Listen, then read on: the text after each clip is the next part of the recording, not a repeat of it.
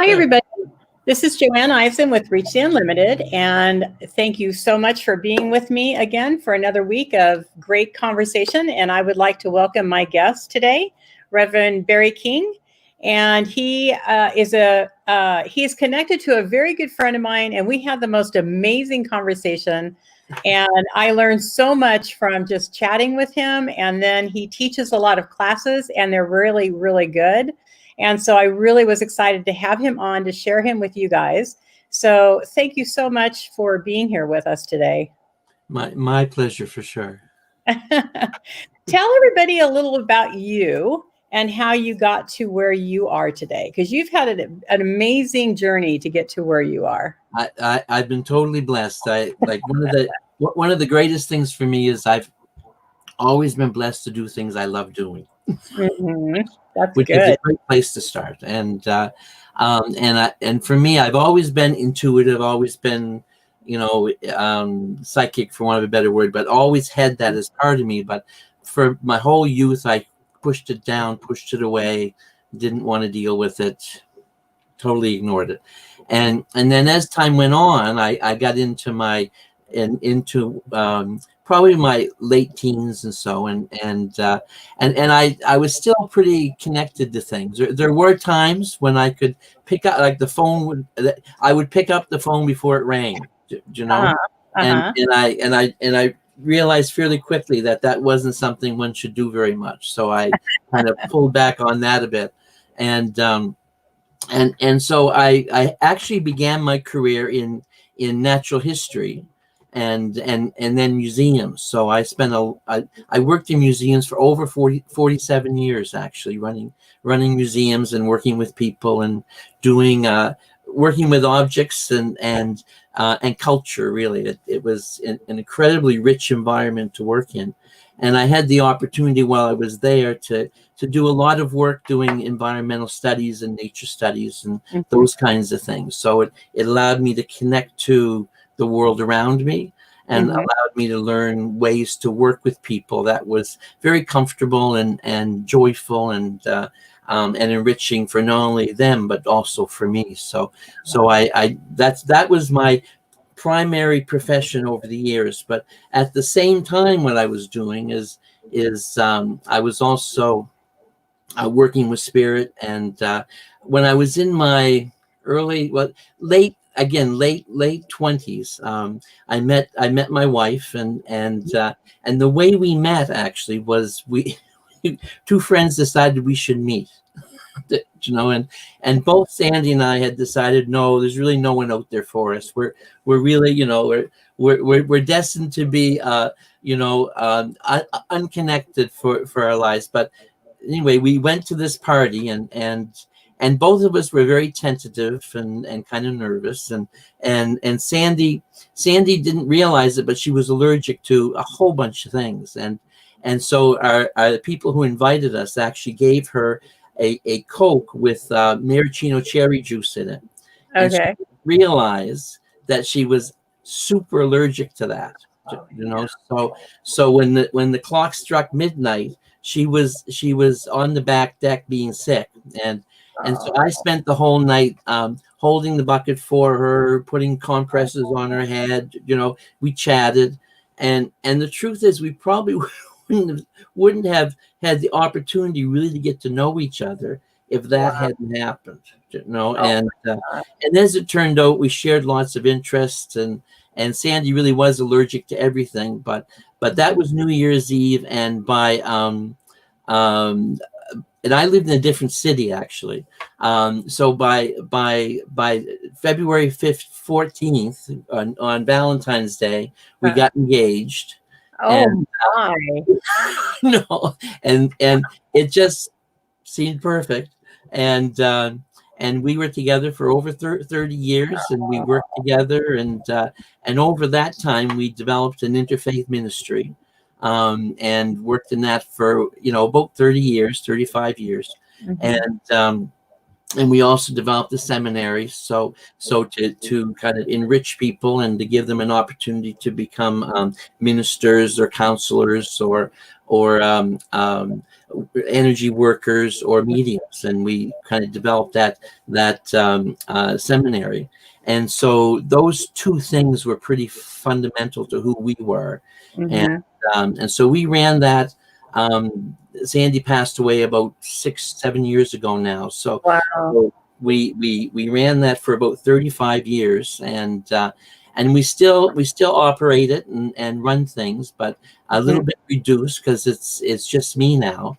And I have the support systems we have, but it's a bit different for sure. And but the two of us made a great team, and we loved each other more every day. So it was a total gift, to have her in my life, for us to work together on things. And so we did that. And I also spent a lot of years teaching environmental education and those kinds of things. So, and I put myself through university as an artist, doing paintings and did lots of different things. And so for me, life's always been about diversity, enrichment, those kinds of things.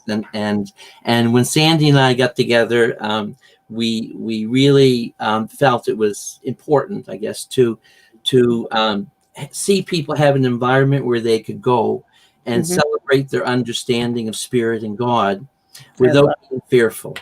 And so the ministry we founded was an interfaith ministry, and it was grounded in the understanding that there are many paths to one truth, and that truth is that we are eternal, we can't die, we're infinite, and life is beautiful. So we worked in that ministry for quite a number of years, and loved it, and we grew it a bit, and all those kinds of things. And some of the important messages that were in there were, the main one being basically that, we were aware that there were people in the world who loved God and a God of their understanding, who were wonderful with their children, contributed to society, all those things, but yet those people were affected by the fact that there were people who didn't believe what they believed, and those people were trying to fix them. Oh, that's a big one. That's a big one. That until you believe what I believe, you're not right. So we weren't too keen on that. So the interfaith ministry was to address that, and over the years, I was blessed to be able to see.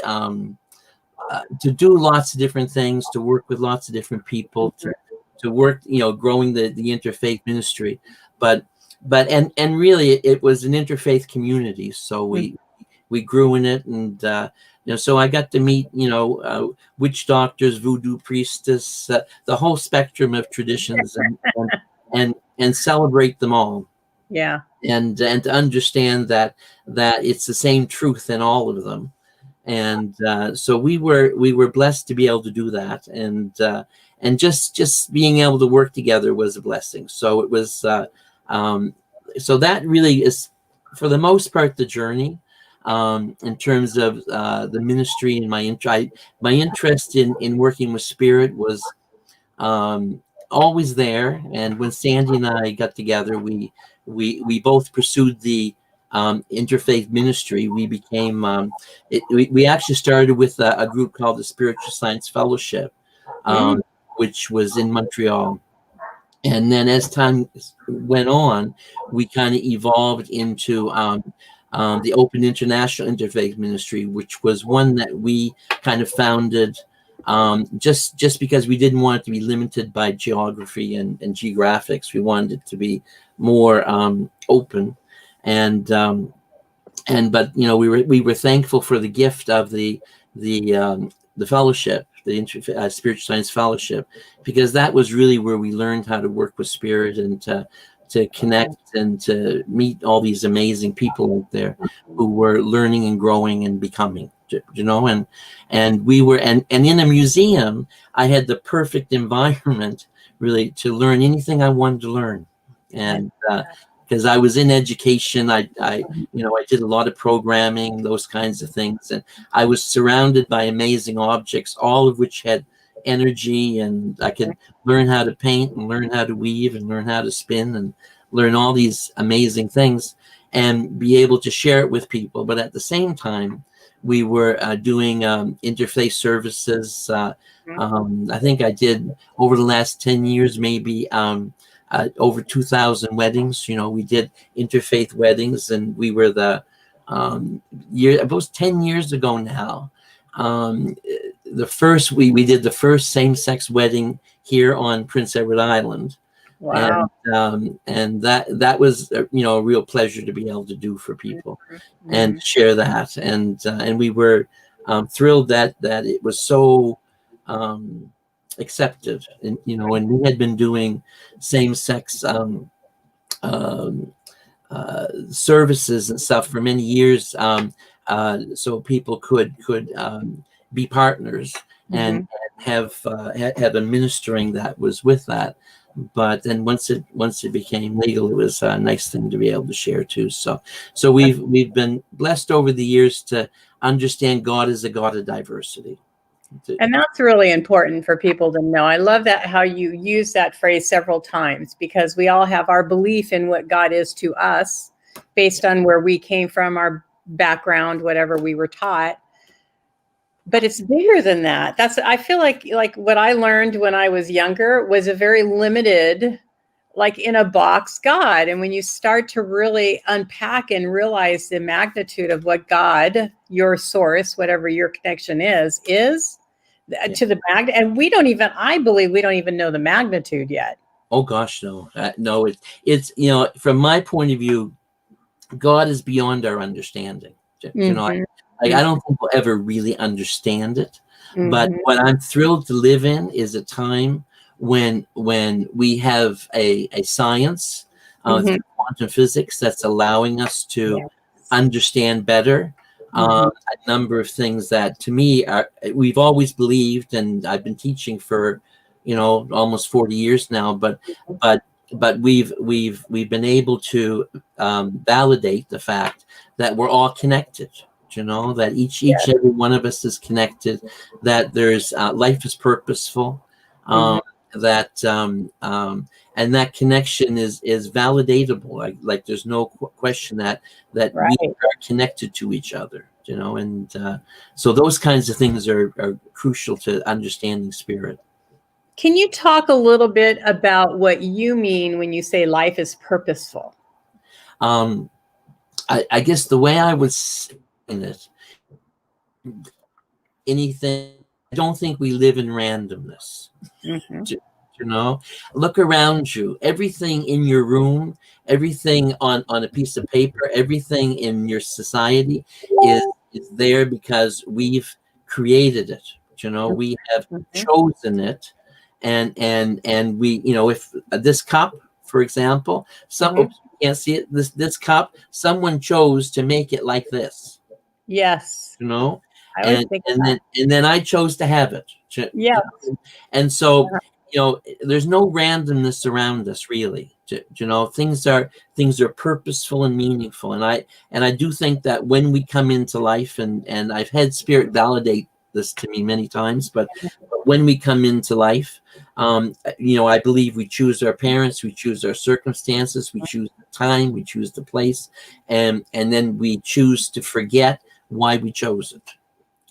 And we come into life, and there we're challenged. We have challenges, we have choices we need to make to move forward, and there are no bad choices. Like, people choose, and whatever they choose, they learn from. They may not like it. They may not feel it was a good choice, but if they learn the thing, it's meaningful, purposeful. And even if they don't learn the thing, it's meaningful, purposeful. So a purposeful life is defined, I guess, by the fact that we're moving through life through choice. And in no way do I believe that God or anybody is punishing us, setting things upon us. I mean, we test ourselves, we challenge ourselves. I think that's all part of what we do. I think God, if you understand God or divine mind is part of who we are. So in a way, we are eternal, we're infinite, we're spirit. And we choose to come into a life of limitation, and we choose within that limitation to be challenged, and what we do with that challenge is what we learn, and then we choose to leave, and we take it all with us. So when we're reborn again, and when we're reborn into a higher life, each and every one of us is still individual, still distinct, like we're still who we are.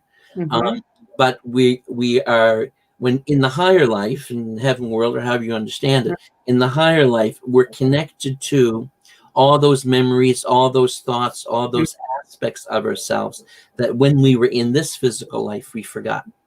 So I've been having a debate with people about this specific topic. Yep. And I have my beliefs on it, but I'm intrigued by the way people think about this, because if you think about it, what we are in this life is the human kind of persona of our human life here. But when we go back to spirit, we're not that human persona anymore. We're spirit, but that doesn't mean that we aren't connected to what we were here. Like when we do mediumship, in my belief, is that you go back into that, or the energy of that human persona, so you can connect with your loved one here, and they go, yes, that was my mother, that was my father, my sister, whatever. But some people believe, and I've had this discussion with so many people, and it's so intriguing to me, the difference in people's beliefs in this, that when you pass over, that you leave this world and you go to the spirit world in the place that you're in this world. And I'm like, my belief is no, we're spirit, and spirit is perfect, but spirit is evolving to become even more perfect. But that part of us here just goes with us as a part of our evolving, because in my belief, then we have other lives that we're carrying all of these lessons. What do you say to that? I guess there's a couple of things I would mention. One thing is, like science tells us, the quantum physics tells us, or suggests that time is a construct. That there is no past, there is no present, there is now. And in spirit, in the physical reality that we live in, we have the illusion of linear time. Yes. The illusion of linear time. But on the spirit side, there is no linear time. We are in the eternal now. Right. And we are our higher selves. We're spirit, infinite, incomprehensible. We can't fail, we can't die. That's what we are when we're on the spirit side. But the notion that we can't be individual is like, to me, what makes us each unique. And when I say each, I don't mean each of the people here in life, in the physical world on earth. I mean each soul in the cosmos, no matter what planet it lives in, what constellation it's in, where it is, each one is profoundly unique, because each one has had its own individual lifetimes in its own, facing its own challenges and growing through them and retaining the information. And that's what makes us all unique. Like, to me, that makes sense.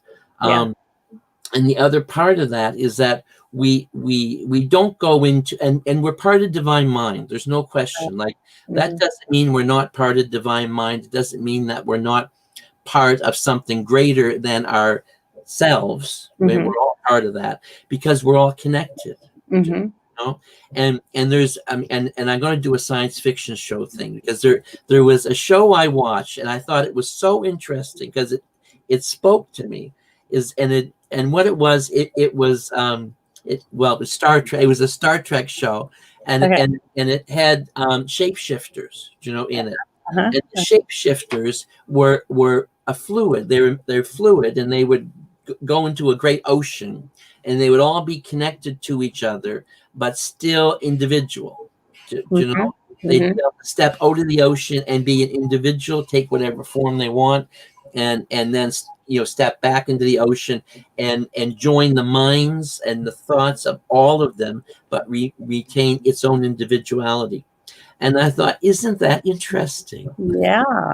That is so what I would see. The notion of being eternal, infinite spirit, can't die, Mhm. can't fail, Mhm. and being individual, Mhm. separate, and yet connected.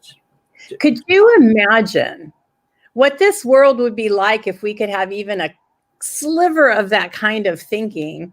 Because we're so individual and we think we all have our rights and we all have our this and that, and the fighting and the wars and the craziness, all because we're being independent thinkers, I guess. But that's a part of our lesson of life that I get. But It, how amazing. It's so mind-boggling, because I believe that, that goes into that we are one, yeah. but we're individuals. And that's, I don't We, know, for me, it blows my mind. the notion of see what we have the illusion of. We have the illusion of separateness. Right. The Mm-hmm. illusion of separateness. And Mm-hmm. and to me, like, I do the work, like I do readings for people and work with people all over the world. I do readings with people. Sometimes I'm popular in Australia, sometimes I'm popular in Poland. Like I got an email yesterday from someone in India who booked an appointment, and I do appointments with them instantly. Like, there's no sense of space, there's no sense of time, there's no sense of separation. I connect to them instantly, and it's because, I think anyway, that I've always been connected to them.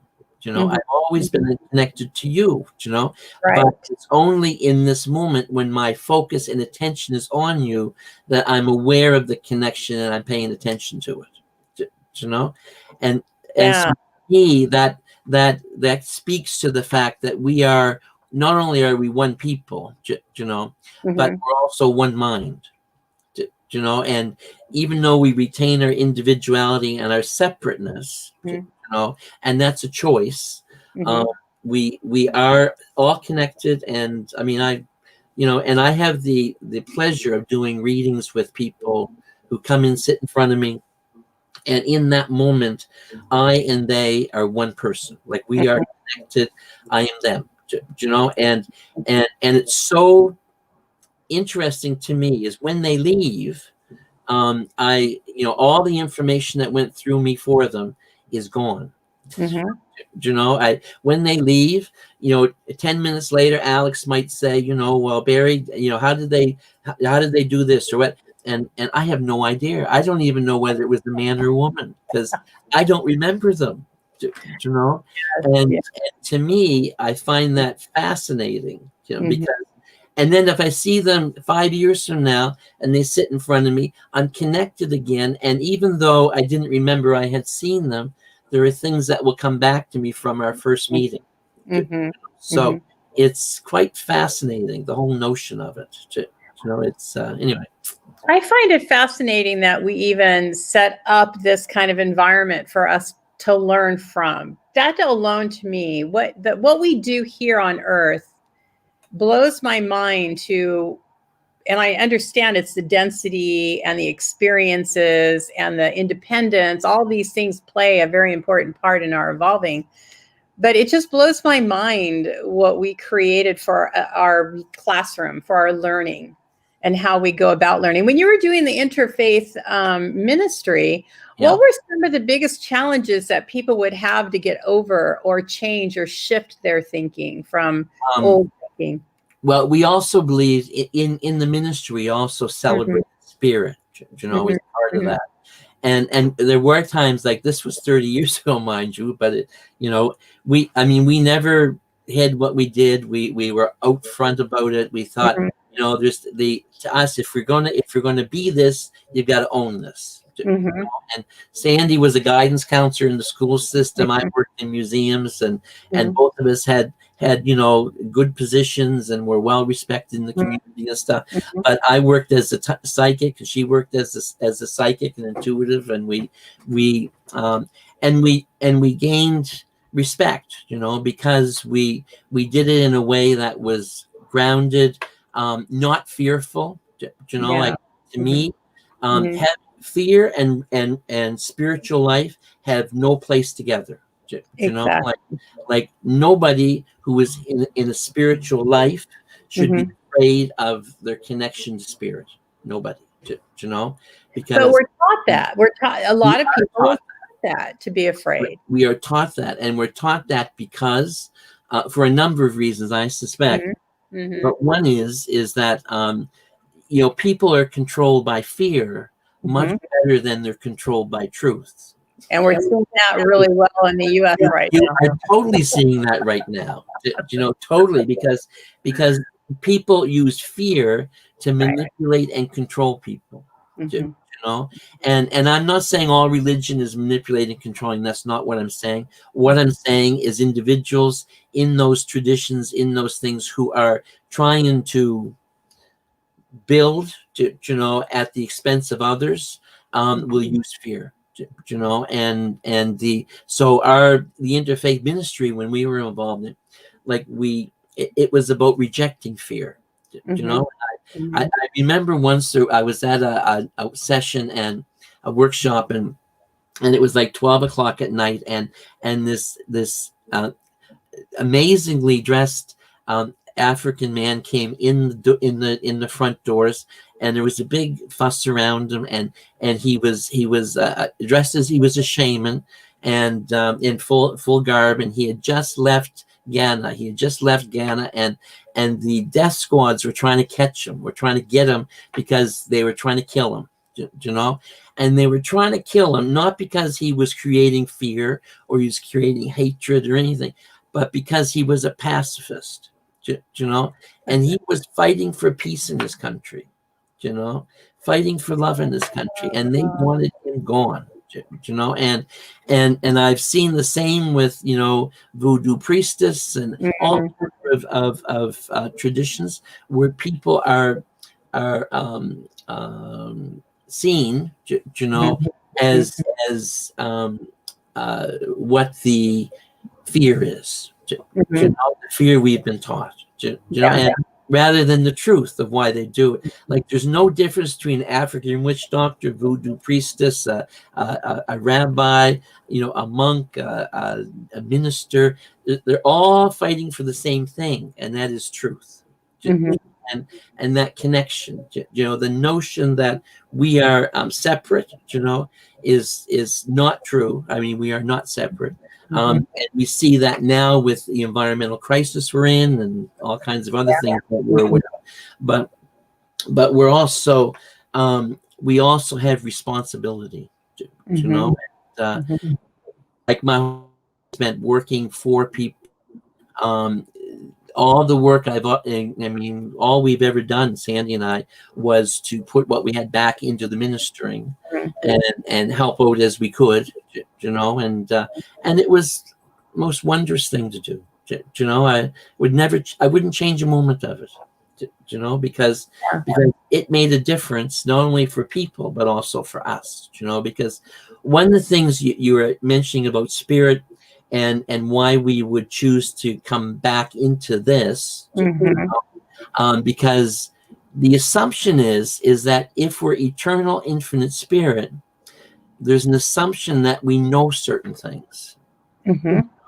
And how can we know challenge if we've never had challenge? Exactly. How can we know fear if we've never known fear? How can we be compassionate if we've never had to deal with anything? So the physical world provides us with opportunities to ground ourselves and to become aware, and aware of what? Aware of limitation, of what it's like to be limited, restricted, not infinite, eternal. So you bring up a question for me on that one. Something that, again, I debate with people about, and I have my belief system on it. But people believe that we come back into this world and we're at different levels and we're moving up the level. Like, we have these, I don't know, some people think we have 9 lives that we come back to, or 10 lives or whatever. And we come back, and the next time we're going to go to a higher level of understanding, a higher level of something within our life, where I don't really believe that's the case from my belief system. I believe that we come in because we have something to learn, and that we could come back many times as we want. Yeah. Or, because we don't have to ever come to this. And I believe there's souls, I don't know if you know this or what your belief in that is, that never come to Earth. It's not a part of their learning. Yeah, no, I absolutely. Well, like when I look, if you've ever, I don't know if you've ever seen the image of that the Hubble took, of this, it's called the galaxy field, and it's a piece of space. I'll try and get the size of my thumbnail, and held at arm's length to the sky, and when the scientists looked into it, they didn't see anything there. There was nothing in that space, and they thought, well, what is there? So they did a time-lapse photography of it for 2 weeks, Wow. And when they actually looked at it, after that time-lapse photograph was taken, they saw thousands and thousands of lights, stars, that weren't stars at all. They were galaxies. Thousands, and there were over 8,000 galaxies in the sky, size of the thumbnail, held it, and 8,000 galaxies in that space, that could be seen. Not there's probably more, but we can only see 8,000 of them. And when we understand how big is, what it really means. Right. We can totally understand that there are people who are coming back into life at different levels, for sure, but they may not come to Earth at all. They may come into a place of a higher vibration in another universe, in another place, in another time. They may come in. Every planet in this solar system may be teeming with life, but it may not all be the same vibration. Yes. No. So the notion that, and yes, we can come back many times. There's no, I have no question in that. And I've had opportunities to have some real personal proof of that people do come back. But the idea that we can only have like 9 lives or 10, like, to me, I just don't see it. Like, eternity is a very long time. Yes, exactly. And I've squeezed a lot of stuff into this lifetime I've had this time. And I expect I've had quite a few lifetimes. I would get quite bored sitting around not doing something. Exactly. So it's about learning, growing, evolving, becoming, and not becoming existing, but becoming aware. You kind of bring up a question in my mind about that. People not say, because I don't think that anybody's wrong in their beliefs. It's that people are at different places and they believe different things. And absolutely. I think, what I believed 10 years ago is nowhere near what I believe now. So we evolve and we change. Absolutely. But I wonder if it's a part of the ego that has to make you worth being here, to say, okay, I'm a level 5. And so I'm evolving at this level. So you know what I mean? To me, it always. I totally hear you. But I see that people who aren't even talking about spiritual things, Exactly. like they're on level 5, they're on level 632. To me, I'm on level Barry, and I'm trying to figure that out. Like, that's trouble, but. And I don't want to, and I don't mean to throw dispersions on people's beliefs. I guess what I'm saying is there are as many religions and beliefs as there are people. That is the truth of it. Yeah. But there's some fundamental truths that I think are there, that I think are really important. Like one of those fundamental truths is that life is purposeful. Like Exactly. no question. Like to me, if life isn't purposeful, what's the point? Mm-hmm. Like it's that simple. Like I see a whole bunch of people over in the past who would talk about, it's divine, divine, divine mind has made this happen. Is I did this. This happened to me because God made it happen. Da, da, da. No, no, no, no, no. Like from my point of view, our choice is what makes things happen and not happen. Choice is what does that. And if God was making us do bad things and then punishing us for it, that would make no sense at all. It would not. Exactly. So I don't get this being punished when you do something bad. And I didn't do it bad because I was bad. God made me bad, or God made it happen, or no, it doesn't work like that. To me, there's some fundamental truths. Another one to me that is important is that we are eternal, infinite spirit, can't die, can't fail. Like nobody's going to die. It's just not going to happen. And that doesn't mean there aren't people who end up caught in between the physical and non-physical. There are people who end up caught there, because why do they get caught there? Because there's a big controversy whether that's truth or not. But they can't let go of something. There's something they can't let go of. And it might, like most people let go, they move on, but sometimes people are stubborn and they won't let go. Let's say they're an alcoholic, and most people who drink too much and stuff, they're totally able to let go of it, never think of it again when they move into the higher realms. But there are others who can't let go.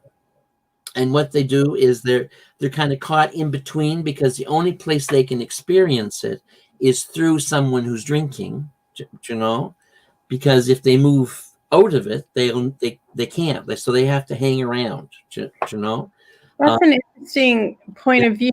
It'd be only from the standpoint of, if you're a soul who is created perfect, and you come here to experience life experiences, but you pass over back to being a soul. Yeah.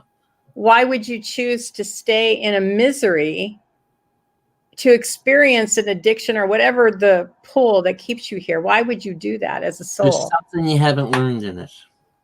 Like there's something that makes you need, to not let go. And it might be fear. It could be fear.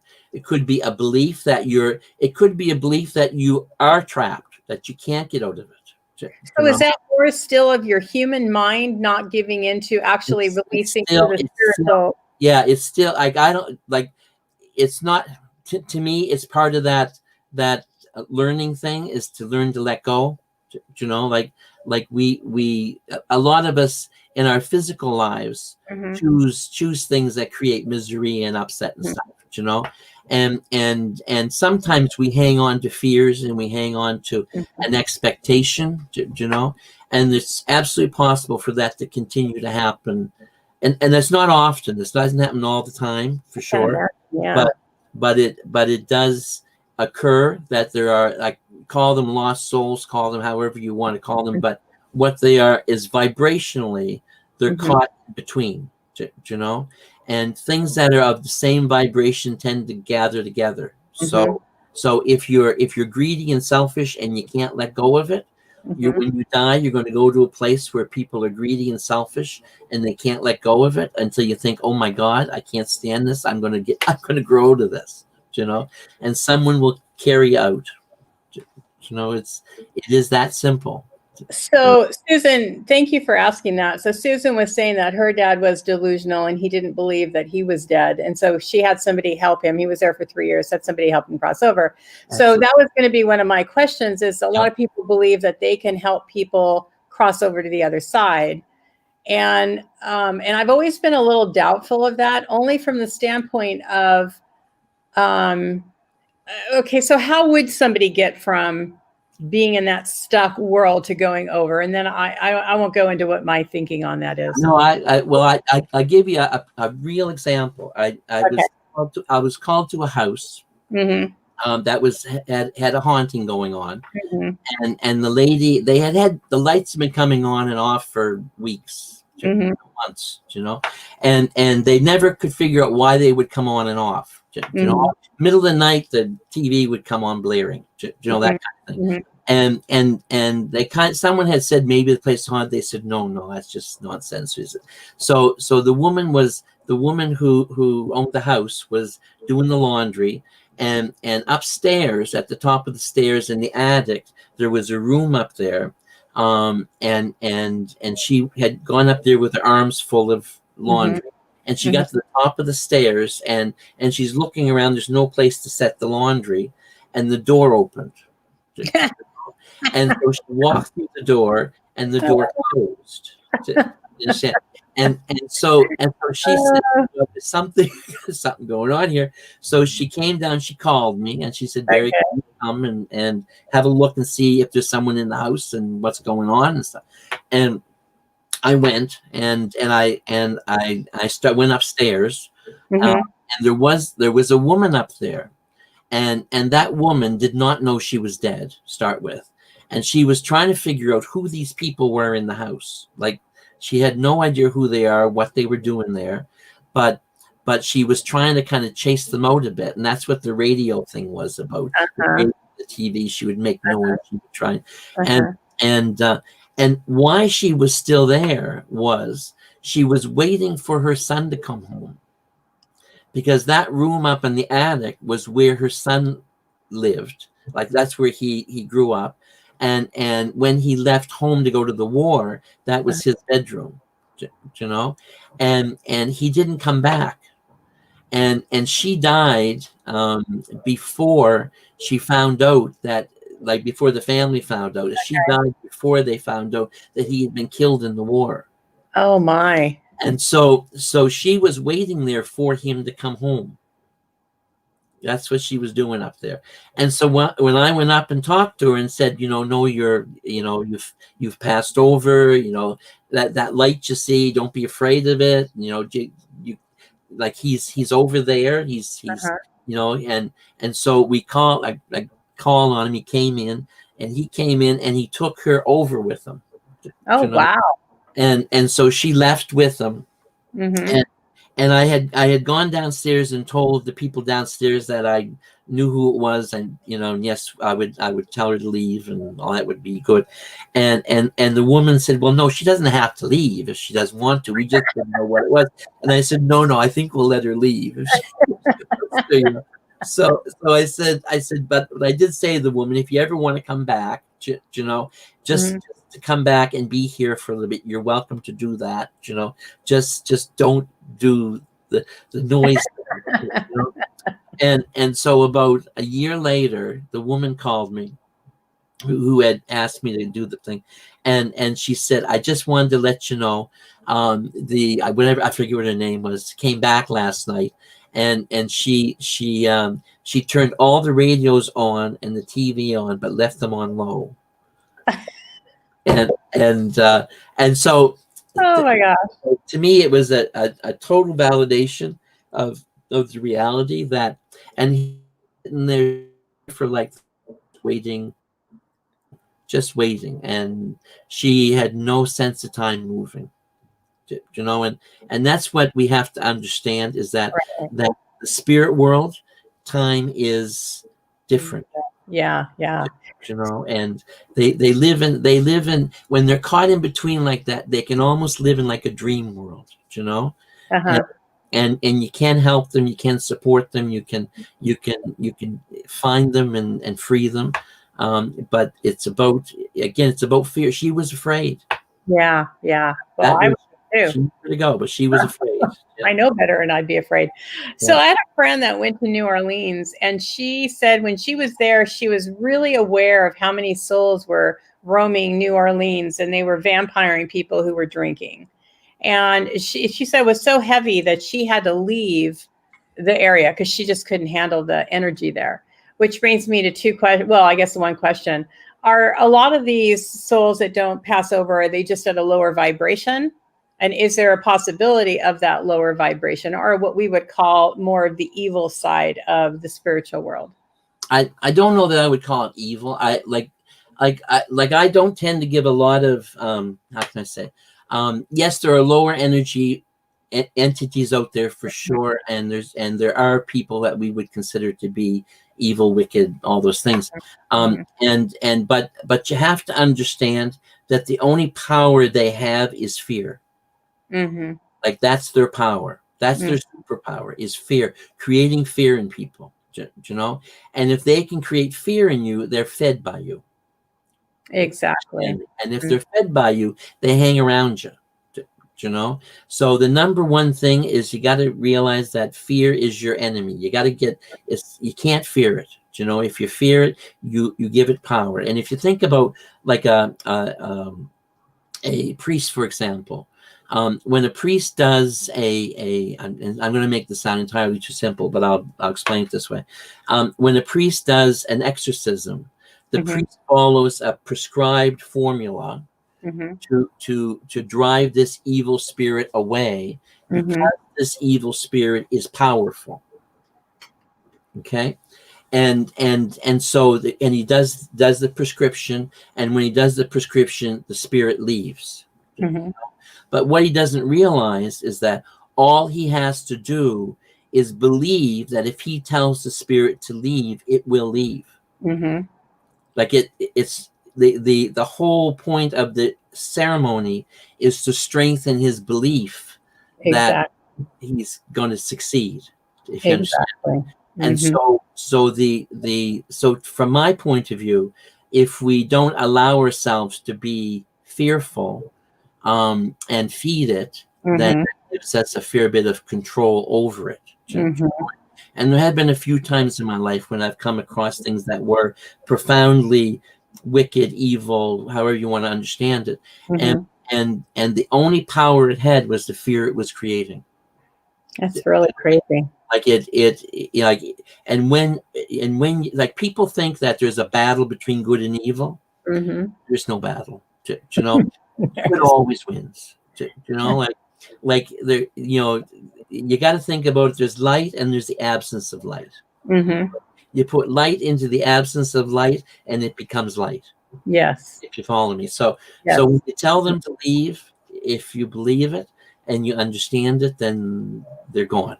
You know. So are we talking that if we never die because we're eternal, then are these darker or lower energy spirits, are they always that way? Are they doomed for that, or what causes them to be there? And well, like, in a way, they're those souls that can't let go of. So we're talking that there's that lower vibrational entity that is caught between the higher realms and the lower realms, and they're caught in between, and they're lost, confused, and they need to control. They need fear. They need power to feel strong. They manipulate and they control through fear. Like it's like there's a guy who's in an election right now that's totally doing that kind of stuff, and I don't think he's possessed or anything, but I do think that, you know, there's a notion there that negativity is something that arises out of fear, and the absence of light, you know. So and I want to go back to the thing about the drinking and alcohol, and the fact that, you know, there would be a place that have so many of those souls that like have to think of it. If you go into a bar and you are an open psychic, let's say, all you have to do is use white light, and you're fine. You know, you're safe. You know, you never mix spirit and spirits. You know, because when you do that, you're asking for trouble. Because you're not necessarily in control of yourself anyway. And if there is a lost soul there who's kind of looking for a drink, they will say to you, they'll walk up to you and they'll say, you know, hey, don't you feel like a drink? And you know, and you can say no, or if you're inclined that way, you can drink, and then they draw close to you and they get their energy. Now doesn't happen a lot. It's not It's not all over the place. It's not a big deal. It's not a big thing, but it does happen, and it's important to understand that it can happen. But that doesn't mean we have to live our lives in fear of it. I know for me, whenever I do any kind of psychic work or mediumship work, I do not drink the day before. Yeah. I don't touch alcohol. It wasn't necessarily that I thought that would happen, but I just know that I need to be as clear of a vessel as I could possibly be. And I don't want any alcohol or any substances in my system. Not that I take any other substances. Well, but there are people, and there are some very famous people who are psychics and intuitives and stuff who drank a whole lot, you know? And they drank a whole lot because that's how they let go. Now, what kind of energy, though, are you bringing in if you're doing that? Because I know a couple are very heavy drinkers. Good. I don't think it's necessarily good. I'm not saying you should do it. What I'm saying is that's their the way. It's almost like their medicine. You know, their way of. But no, it's not. You don't need it. Right. You don't need it. It's not necessary. It again is grounded in fear again. Yeah. Another kind of fear. You know? Well, when I first started, before I would do a reading, I would get really anxious and my stomach would start turning. So I'm wondering if it's not dealing with that some people would go to some kind of substance to get you through that. But for me, I feel it's just understanding that spirit already starting to work within you, which when I first started, I had no idea. I was just terrified to, do a reading and not hurt somebody or say something wrong, or would I get a connection, or, you go through all those doubts and now I use it. Yeah, no, absolutely. Like when I first started working with, I do channeling and stuff too. So spirit will come in, and I'm a physical medium, which means I create phenomenon sometimes. So, and I used to find that whenever I was doing that kind of work, I would get all antsy. You know, and then I realized that what I was antsy about was the fact that I was not allowing spirit to control the energy. You know, like the energy that was coming down into me was out of sync with me. You know, it like they were higher vibrations, and what I needed intermediaries for them to channel the energy through. So by the time it got to me, I was comfortable. You know, so now when I work with spirit, like I have them, they'll come in and they'll say, that they're in transition, and they'll kind of come in and say a few words to people when I'm channeling, and then they kind of step back, and another spirit comes in through them, through me, and we can go quite high in vibration without it being unsettling or disturbing, or because there are people who believe you got to have that buzz, that energy for that, and it's not necessary. You can it's like having it's like stepping down you're not stepping down the effectiveness or the energy. You're stepping down the impact of the energy on your physical body, and I also produce ectoplasm and stuff. So when I'm doing it, when I'm working in that way, I can feel it running out of my eyes, out of my nose, out of my mouth. It would gather on my shoulders, my hands. And there were times like 15, 20 years ago when I was doing that kind of work, and spirit would make a mask over my face, and then would allow, and this surprised me, they would allow people in the group to come up and touch it, just to know that it was real. Which I hadn't, so, and I didn't know as much as I know now about it, but I certainly wasn't aware, of it was very comfortable and stuff. So, and they used to do things like move chairs and things around me and stuff. But anyway, nice thing. It's the neatest thing to be in that place, feeling spirit sort of come in, and my mind and their mind are one, so I can feel their thoughts, and then they if when you relax, they say what they need to say, and as I'm saying it, sometimes I'm thinking, oh my God, never thought that. That's not, that's totally not me. So it's fascinating the number of levels and the number of ways that people can work with spirit. Yeah. And the kinds of things that you can get to do when you're working with spirit. I've been done it for a very long time, and it's been a wonderful thing to share with people. Wonderful thing. So a lot of people believe that, like, I do table tipping. I love table tipping. But for me, it's like, I get in my head that everything has to be in a certain way for the table to actually work. So now I have a table that spins, and that works better, but I go on and off and whatever. So I'm thinking that that's a belief system, though, that it takes spirit a lot of energy and effort, and we need to be very mindful of the energy and the effort that spirit uses to do physical mediumship. Is that the case? That's true. I don't do a lot of it nowadays anyway, because to be honest, it like when I was doing it years ago, and even though I do it now, I do it a little bit now, but not a lot. And it's not because I can't do it. It's not because it's not comfortable. None of that. It's that unless it's serving a purpose, it's just a show. I get and as soon as it becomes a show, then it becomes trivial. If you understand me, unless I totally get you. And so what I do is I can turn it all off. There's no medium. There's no ectoplasm. There's just I'm connected to the person. I'm connected to spirit. I can see things and stuff. But I don't need physical phenomenon to validate the reality of what I'm doing. And more importantly, then people come in without an expectation of a show. And I'm pretty low key. I'm pretty easygoing. I don't try and wow and startle people.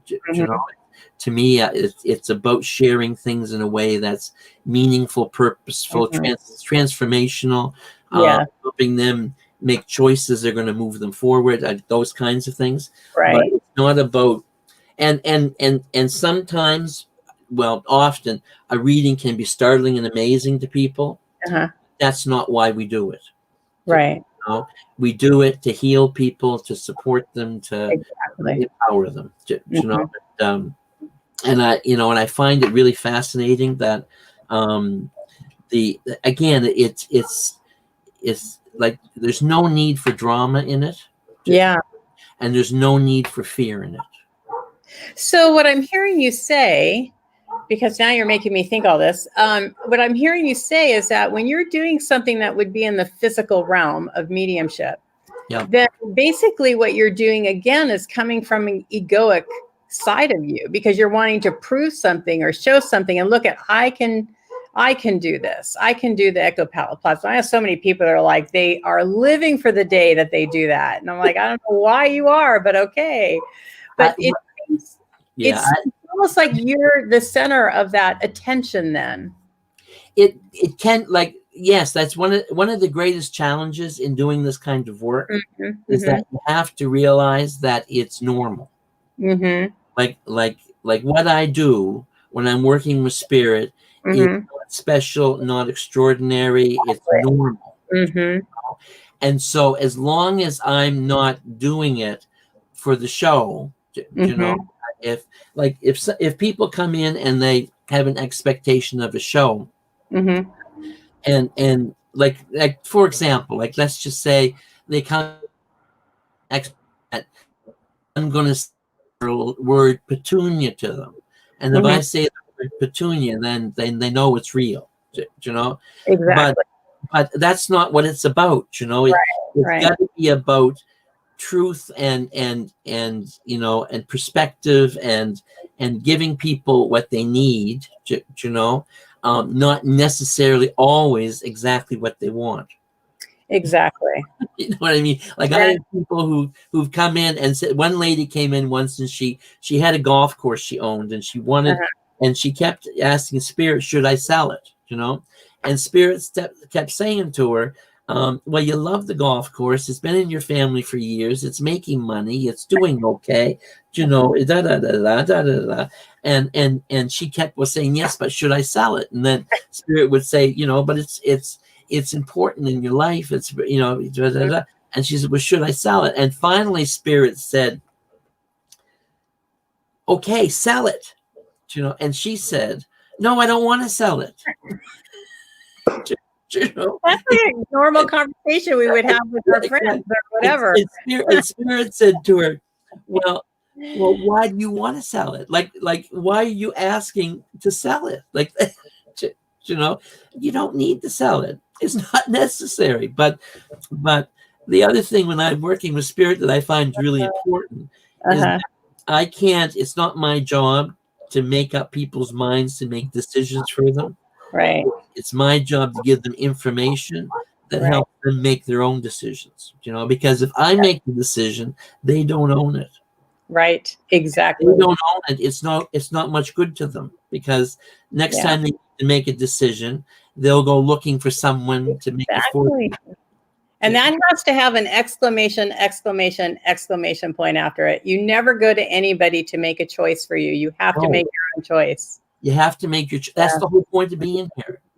It's the whole point of being the power of choice, you know, like the most powerful thing in our lives is the fact that we can choose stuff. And we're not going to do it wrong. That's the thing, is a lot of people are afraid they're going to make the wrong choice, but not making a choice is the wrong choice. Not making a choice is a choice. Exactly. No, it's like not making a choice is a choice, and we never make a wrong choice. Right. We always make the choice that's right for us in that moment, given what we know. Exactly, with what we know. That's the key. You know, and if we learn something from it, next time we make that choice, it'll be different. Exactly. Or it won't if we're not listening. You know, sometimes we get married to the same personality 12 times, you know, and there's they could have only gotten married to that personality once and been done with it. Oh God, I wish I would have known that one or trusted that one in my earlier years. Holy cow. But it's a powerful thing. But the other thing I love about what I do is that I get to be connected to people. Yeah. And there was something I learned listening to Greg Braden, and he was talking about the heart connection, and that there's neurites in the heart, and that there's over 40,000 neurites in the heart, and that those neurites are like brain cells, and that those brain cells are really it's a foundation of our emotion. You know, it's connected to our brain for sure, but that's why we have all these symbols and things that talk about broken hearts and stuff. It's because the neurites are where it's the center of a lot of our emotion, a lot of our that kind of thinking, and you know, and for me and for others, we've always known that. You know, because that's where we go when we start working with people. I always start my appointments with, how do I feel? Always. And it's always true. Like, you know, I might feel angry. I might feel depressed. I might feel like whatever I'm feeling is what they're feeling.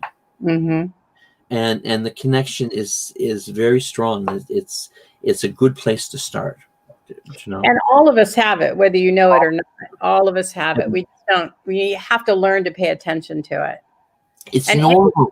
Anything could be used. Spirit will use anything. The other day I was doing a reading, and I was looking outside my window, and the clouds were making all these formations. I was like, "Oh, can you?" And it's like I was doing a reading through the clouds. It was an amazing experience. Absolutely. You know, and it's understanding that, like, to me, the understanding that doing this kind of work is normal, it makes a profound difference in how acceptable it is, how, like, it's not supernatural, it's natural. It is natural. And that's the thing to understand and to and no, it's not trivial. It's not meant to be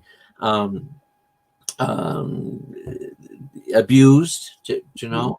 It's something that you use in a way that is loving and generous and kind, and it makes a difference. You know, it's you know, working with people through Spirit is one of the best ways to do counseling, because they don't have to tell you anything. I don't, when I'm working with people, they're getting a counseling session, irregardless of what they're there for. Spirit, they don't need to tell Spirit anything. Spirit knows what they need to hear. Exactly. And better than we know what we need to hear often. Absolutely. There's no question about it sometimes. And it's a nice thing to be able to work with. It really is. It really is. Yeah. I totally agree with you. It's been an absolute joy having this conversation with you. I hope that people will really take from this conversation. We've talked a lot about some big points that people are always thinking about and fearful of, believe in and don't believe in. So hopefully it will help people. I hope so. It's a one, working with Spirit is a wonderful thing to do. And it's joyful. Like it needs to be recognized as a joyful, healing thing that we can all do. Yes. And we can do quietly, or we can do not so quietly. But it's a gift that everyone has. Everyone has different gifts, but we all have them in the right measure. So it's try that, So anyway, I always thought of it as everybody has this, but we use it in different ways, and that's where the gifts come in. We use it in our personality or what we came here to learn. That's the way we're going to use these gifts. I think we're all tapping into it, whether we know it or not. We're all tapping into it, and sometimes it's more conscious than other times. Yeah. Sometimes, and again, like a lot of people are dealing with fear that they grew up in, or they've been taught, and again, like you see it in a lot of places where people are restricted. Yeah. And and the whole point about a physical life is to rise above limitation, not to accept limitation. So like we're trying to rise above it. Exactly. And I was talking, a friend of mine does this circle, and we were in the circle last night, and this one lady's in this situation. It was all about how can I go against this other person? And when you're saying about choices, what keeps hitting me is that sometimes we think we have a choice and we're going in this direction of what we think is our choice. Yeah. But if you can stop long enough to kind of rise above it and look at what the whole picture is, you're going to see many choices that you can choose. And then you do what you were talking about from your heart space, is looking at what is the most loving, what is the most important, what is the most effective. I mean, look at all your choices. Don't think that because we can be stuck in this box, right? Our own paradigm of thinking. And we can come out of that and see many opportunities or many directions that we can handle a situation through. Well, and we get very caught in trying to fix things. Right. Fix things. And there's only really one thing we can fix. Yes. And we're living in it. Exactly. We can fix ourselves. We can fix our reactions, our behaviors, our things, but we can't fix other people. We can support other people, and we can empower other people. Right. And the way I like to say it to people is like what you have to do is you have to give people a fishing rod and some fish bait, and you teach them how to fish, and then when they come to you and they say, Joanne, I really need some fish. You look at them and you say, no, I don't. I used to fish, but I don't fish anymore. Like, here's your fishing rod. Here's your, because we can't get caught in trying to fix things that are beyond us to fix. It's, and sometimes speaking our truth will do that. Right. Sometimes it won't. Right. But if we allow that to be too powerful in our lives, then it controls us. Exactly. And then we're upset, or we're depressed, or we're angry, or we're frustrated. I mean, that's what it causes when you're taking that person off of their path, where you can, like you said, support them, you can coach them. But you can't change somebody's fate or their future. They have to change it themselves. It's a trap. A lot of people get caught in.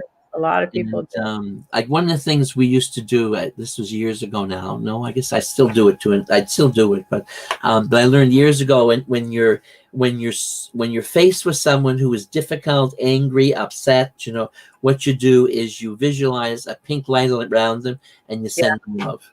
Yeah, exactly. And then when you do that, it stops them. So You know, all of the United States is listening to this, or all having kind of light, know where to direct that pink light.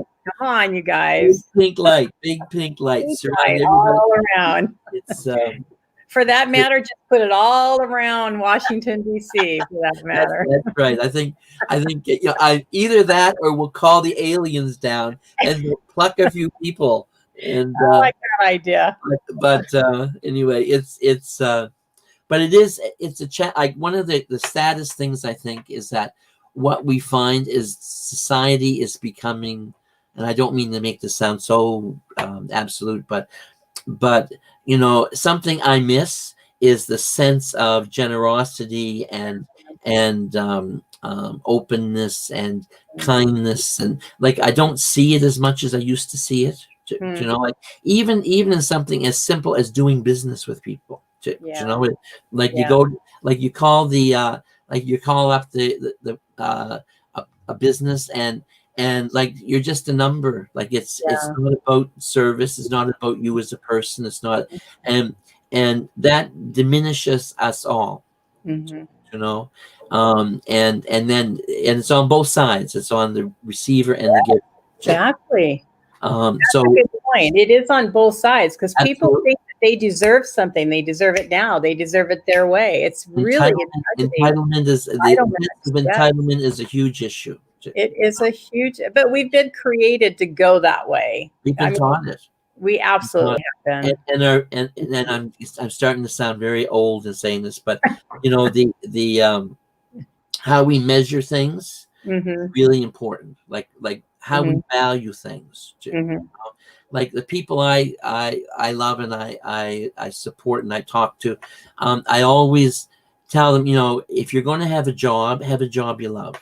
Yeah.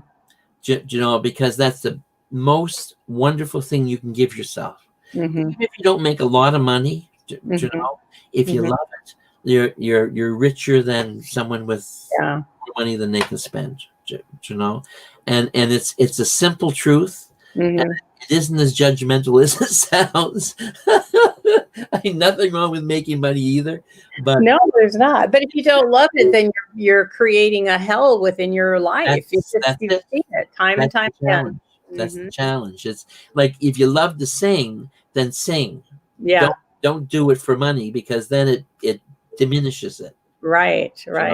If that makes sense. Anyway, that I hope that doesn't sound too judgmental, but it is something I see because young people are taught that you go to school to make money. Yep. And for me, not going to school is about learning. Yes. Lifelong learning, like realizing how amazing this world is. Like it's such an amazing place. And I think that the way that the school system is set up, that we're teaching kids, it's all about your grades. It's all about what you're achieving. It's all about getting to the next level. And we're not teaching them the joy of actually learning. When I went through school, I didn't realize that I had a love for learning. Yeah. And I have a desire to learn. I just didn't like that structured environment to learn in because I didn't fit in that mold. Now I'm just like, give me more information. I want to learn all that I possibly can. Yeah, no, I agree. I think that's like, to me, it's just really important to understand how amazing the world is. Exactly. And how much opportunity there is to be joyful in it. And like it breaks my heart when I talk to someone and they've retired or they're, and they don't know what to do because they don't have any interest, they have no hobbies, it's sad, Anyway, it's a beautiful, diverse world. Many kinds of people, many kinds of animals, many kinds of things, and we're enriched by it. And we can't not be. Exactly. I love it.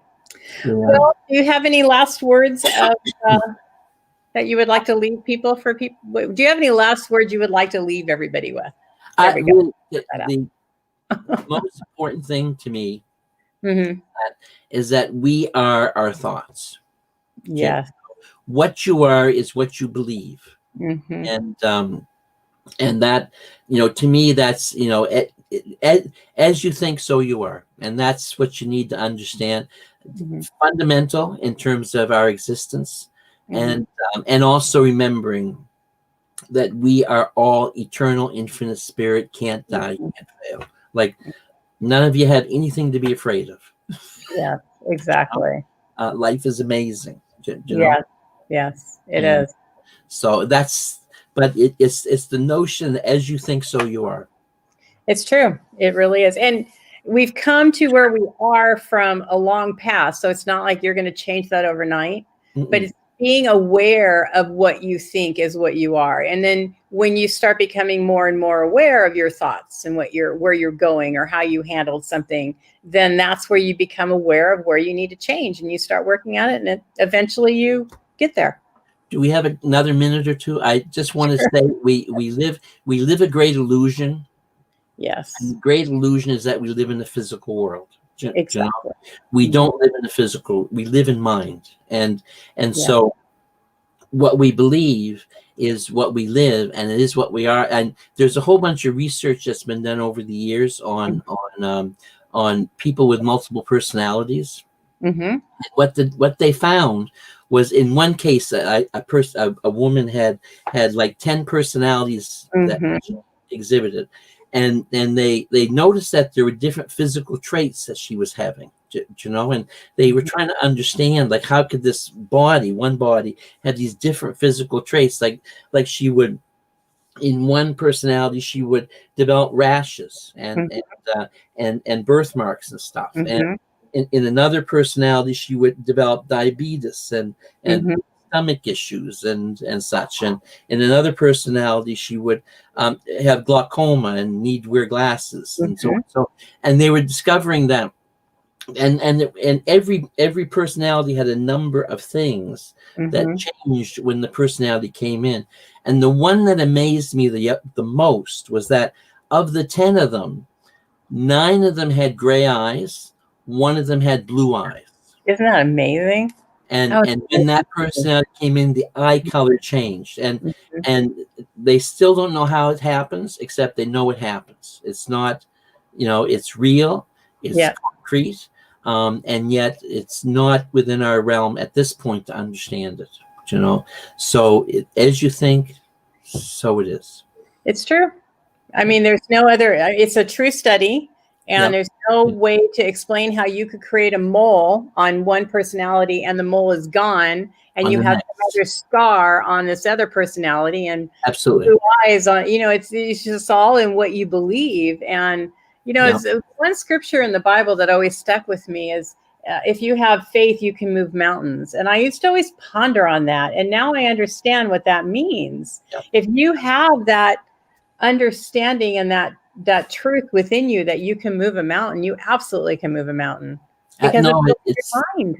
It's even like they have the placebo effect that in studies they work with, and they have 100 women who have cancer, 50 of them get chemotherapy, they all lose their hair, right? And the other 50 think they're getting chemotherapy, they don't get any therapy at all, it's just water.